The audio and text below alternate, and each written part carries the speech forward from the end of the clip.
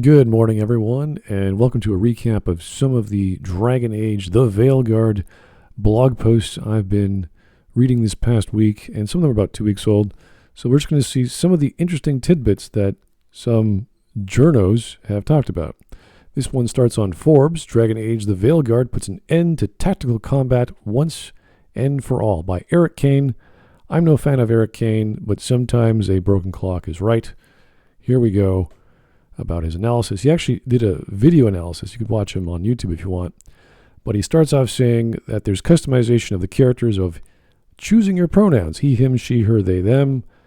And then he goes on to say, this is sure to be controversial, but at a certain point we need to stop bickering over every little thing. I'm sorry, Erik, we're going to be bickering over every little thing anyway. That's what critics do, or at least critics with a good understanding of gaming or media in general. So because Erik is okay with this, he doesn't give a shit. This is part of his politics, therefore it's not a big deal. I always say, not just politics, but any insertion of any content, of any story that should not be there detracts from the experience. And that's for movies, that's for games, that's for anything. There's a certain way to put these things into your game properly. And if this is a gameplay mechanic on character creation, there's a problem. There's something going on that shouldn't be there. Anyway, not the end of the world, just what you're going to expect with BioWare in 2024. These games are first and foremost about the adventure and the story, but combat still takes up a good chunk of time. So he's talking about how people come to these games for the characters and the storytelling, and combat is also a part of that. So, fair enough. He knows what he's doing. Now he goes on to other things that happen in the game. For the first time, you will not be able to control any of your companions. I'm assuming similar to Persona 3. I don't know why this is. Why would you take away an element aside from we don't have the time to implement this feature, which you should? This is odd because Dragon Age has always been a very tactical heavy game where you're constantly moving characters around and telling them what to do. So if I were to do that as a director, as a programmer, saying, okay, we want to focus on just the main character, great. We're going to make him so dynamic and so complex that to add any other elements would detract from that experience. Fair enough. But you're coming from Dragon Age, where you already have a complex experience with everyone, which means you have to beef them up as well, or else you're going to piss off a lot of people. So that means two things. One, make the main character really diverse and complex and awesome, and two, make AI that's also just as awesome. And I don't see that happening. We didn't see that in the demo. The demo had one skill. The whatever AI was just hanging around, doing whatever, doing stupid things. So no, that's not what I've seen in the Veilguard being this focus on the main character. Kind of the opposite, actually. When you're not controlling your companions, the gameplay reveal shows them hovering mostly out of sight. So he's even aware of how bad the AI was in the demo reveal.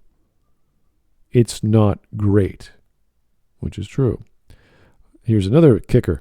BioWare also revealed that there is an option in the difficulty settings that can make your character effectively invincible and capable of ever dying in a battle that actually may not be as ludicrous as it sounds. Yes, Erik, it is as ludicrous as it sounds. You're talking about Game Journo Mode, the no combat game. I don't think we have to quote Jennifer Epler back in, 2005, 2007, whenever she made that comment. This is what we don't want in games. This is what we want to remove from the gaming sphere. And Erik's like, yeah, don't worry about it. It's not that crazy. After all, if the combat isn't great, it might be better to just play the game for the story. Erik, we are not here just for the story. It is a game. It is not a novel. We do not want an interactive novel from the Dragon Age series. There's plenty of books that the writers have made for Dragon Age if you want that. This is not that. This is a game. And to say this is insulting to you as a journalist of any style or experience, and as a gamer, to your people reading this. Other stuff like the color scheme and the combat leave much to be desired. He doesn't like the combat. He doesn't like the general art style. Interesting. Seemingly very critical for Erik Kain, Mr. Left-leaning Forbes writer. And all we really saw during the demo was this one ability from Rook where he throws some daggers, and that's it. The wheel is completely blank except for that one skill. And they cut back on, instead of having 3 members of your party, you only have 2 or 2 companions. So this game is getting reduced. And I don't know why. They have had 10 years to work on it. But anyway, let's keep going. This is from Gamerant. Dragon Age the Veilguard's Antagonist officially confirmed. Now, I was quite sure that Solus was the antagonist. That was the name of the game for 9 years. Suddenly got changed last few weeks ago. So what happened here? Who knows? Elganon and Gillenane are the main antagonists in Dragon Age the Veilguard, not Solus as previously expected. And here is a really, I don't know what this is, kind of mural. I actually have a neighbor whose main job was to make murals. They were a mural maker for churches. These are really bad. They follow no specific pattern. The colors are off. The sizes don't make much sense. They show, I don't get it. Like, what is this? What is this showcase? They're riding a horse or something, or riding a steed, sort of antler creation. It tells me nothing. And this is which is pretty weird because the demo wanted to remove spoilers. But here we have an interview with one of the main directors of the game saying, "Oh no, the Solus is not the main villain, or not a major focus," which is strange. He's like a trickster god. He's like the Loki of the Dragon Age universe, but he's not a big deal. Very odd. Here's the GameInformer interview, a deep dive into Dragon Age the Veilguard's combat, abilities, skill tree, and more. This was last week. This is a big interview with the game director, Corinne Bush. This is odd comment from them. I don't know what they're trying to say here. They're not a player observing from afar. They are inside of this world in relation to real-time combat. Now, I don't know about you, but I felt I was really inside the world of Dragon Age Origins, not just because of the combat, which was very slow, but because of the characters, because of the story, because of the atmosphere, because of this world building, because of all these beautiful pieces of media, like the music and the voice acting. They got me, wow, I care so much about your game. I'm going to go through the most slow-paced combat I've ever had in a BioWare game. That's slower than like Baldur's Gate. But in order to feel inside the world, we need real-time combat. I mean, I'm a fan of real-time combat, but that's not an argument for real-time combat. Immersion, you could make the argument that real-time is more immersive than turn-based, but I don't get it. Anyway. Bush says each character will play the same in a way, regardless of class, and that you execute light and heavy attacks with the same buttons. That's normal. Use abilities with the same buttons. Yes, you can key map them, that's fine. And interact with the combo wheel in the same way. Of course you interact with the combo wheel. What are you talking about? During my demo at one point, we use a sword and shield warrior Qunari that hip fires and aims their shield to throw it like Captain America while hammering down big damage with his sword. I don't know how Captain America can hip throw a shield. When people talk about shooting from the hip, it's with a gun. You pull out your gun immediately from your holster and you fire. I have never seen Captain America hold his shield at his hip or wear it at his hip and throw it from the hip like he's throwing a frisbee sideways or something. I don't know what that it means. It just sounds strange that the fact that a soldier with a shield would throw the shield. Again, we are not Captain America. There's a reason why Captain America throws his shield. He's a super soldier who can calculate how the shield's going to bounce around so he can catch it again. It is stupid for anyone to launch a shield at someone unless they know they're going to get it back and protect themselves.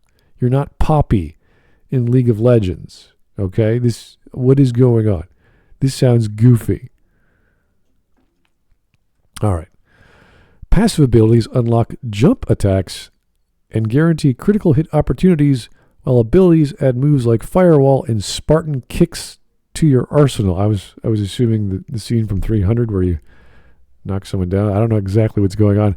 How is a kick a passive ability? Who knows? Maybe they changed the combat animations very, very specific for a passive ability. I found that a little odd. Here's more. This is a big article from GameInformer. It's all one giant interview. Here we talk about the name change to the Veilguard. And she says, same Corinne, first of all, I would say that these games are reflections of the teams that make them, which is interesting because this game has been in development for 10 years, and somehow, just this past month, we have to change the name. I don't know how many times the director has changed or the producer has changed. Probably not too many. I do know a lot of people left the company as a whole, as well as the dozens, I think it was more than 50 people who got let off this year. So that's scary. That was recent. So I don't know what this game is if they just changed the name. Because this would be a reveal. If they came to the realization like maybe 2 years into development, oh, Solus is not a big deal, or whatever is not a big deal, we got to change the name, fine, do it. But they waited till the 10th year to change the name based off the teams that make them. This sounds like the team this year is making the game for this year. And everything's changed, which is frightening. Now, I want to be clear, I adore Solus, and he plays an important role in the game, but this is not a game about Solus. That's fascinating. This is not a game about Solus when it's been that way, it's our public knowledge, for the past 10 years. Or more than that, because we've been playing Inquisition since, so we've known Solus for longer. This article reflects that as well in a tighter way with John Epler. And if you don't know who John Epler is, well, here he is on Twitter. Well, he's blocked me, so you can't really see. I did a video review of him 4 years ago almost, and he is a pro-intersectional feminist, been at BioWare for 13 years, so now 17 years at BioWare, as a cinematic designer. And he is a creative director at BioWare. So he's worked on the Sonic Chronicles, Dragon Age Origins, Dragon Age 2, Inquisition, and various DLC. This is his quote. Ultimately, though, all art is politics. It's just a hell of a lot easier to ignore it when those politics match up with yours. So he's implying, yeah, the politics in Dragon Age match up with mine. Everything's great. This is an article from Bounding into Comics. BioWare narrative director John Epler claims fan disappointment with Mass Effect 3 and Dragon Age 2 was proto-Gamergate. Whatever that even means. This is the kind of guy helping out Corinne. So we already know John's stripes. We're not too sure about Corinne's. I don't really care. It's a sensitive topic, but we know John very well. Anyway, here's one from Gamerant. Dragon Age the Veilguard won't be bringing back a major character from DA2, Inquisition. In case you haven't heard it, it's Hawke, the main playable character in Dragon Age 2, who also appeared in Inquisition, will not be returning in Dragon Age the Veilguard. There's our girl Hawke, or our guy Hawke, depending which one you chose, which is telling because they are just disregarding any imports, which means there has to be some sort of Dragon Age keep system to get this connected, but they're doing away with all the events of Dragon Age 2, essentially, if you're not bringing back a major character. And then that asks other questions like, what happened to the Inquisitor, whose main goal was to find Solus, but then we learned that Solus is not the main villain. And then that in the demo we just found him. It's like, boom, he's right there. So it kind of makes Inquisition pointless. And then you have to ask, well, what about the Warden from Dragon Age Origins? Are they going to pop up? They were on a quest to cure the blight from existing wardens or other people who have the blight. Is that going to be an issue, or are they just going to forget about that as well? See, this is not a good sign for something in 10 years in development. They should have had a massive list of checkboxes they should have slowly been knocking off as they added to their game. We got to have the Inquisitor. We got to have Hawke. We got to have the Warden. What are we going to do with them? How's that going to work?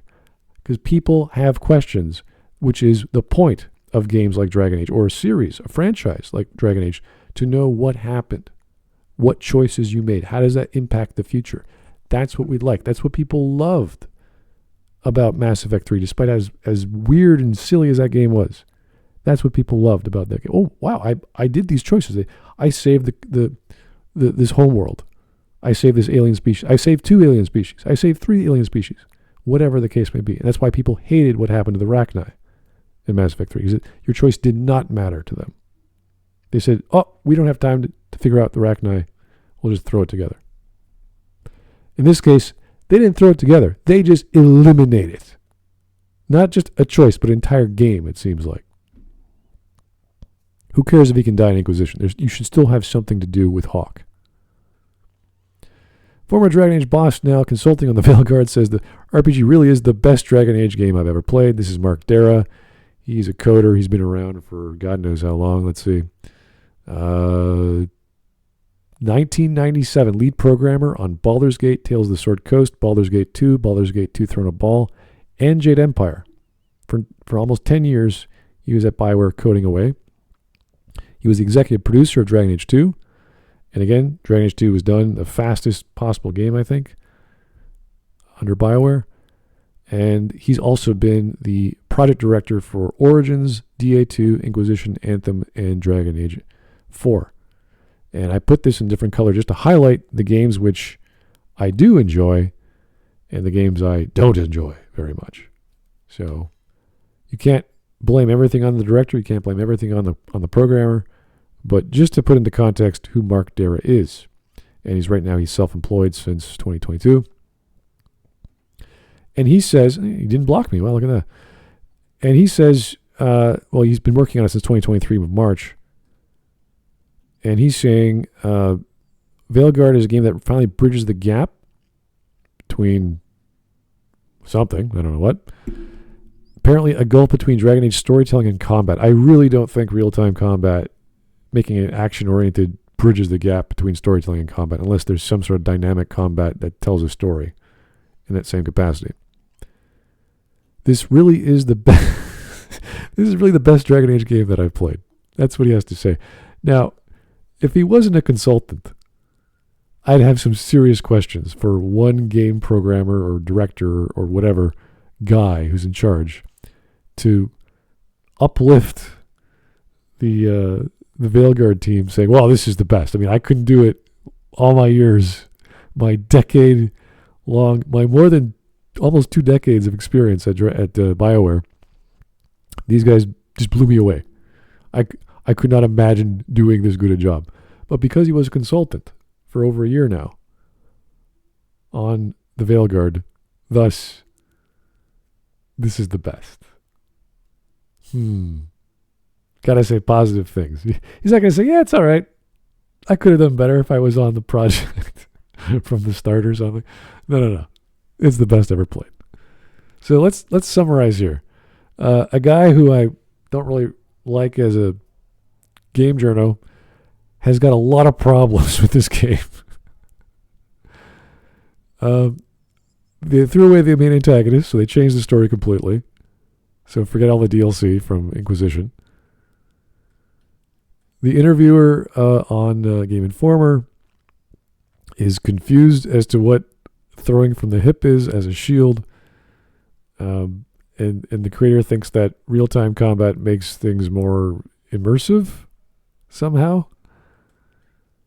That the name change of Solus is reflective of who's working on the project. The project has gone through so many people that I don't think they know what the project is anymore. And the game is not about Solus. Again, not about Solus. Same with John Epler. It's about the friends you meet along the way. Apparently, they scrapped Hawke, possibly scrapping the Warden and the Inquisitor. Who knows? And a guy who is a consultant on the game says it's amazing. So, yeah. Thanks, guys, for listening. Have yourself a great day.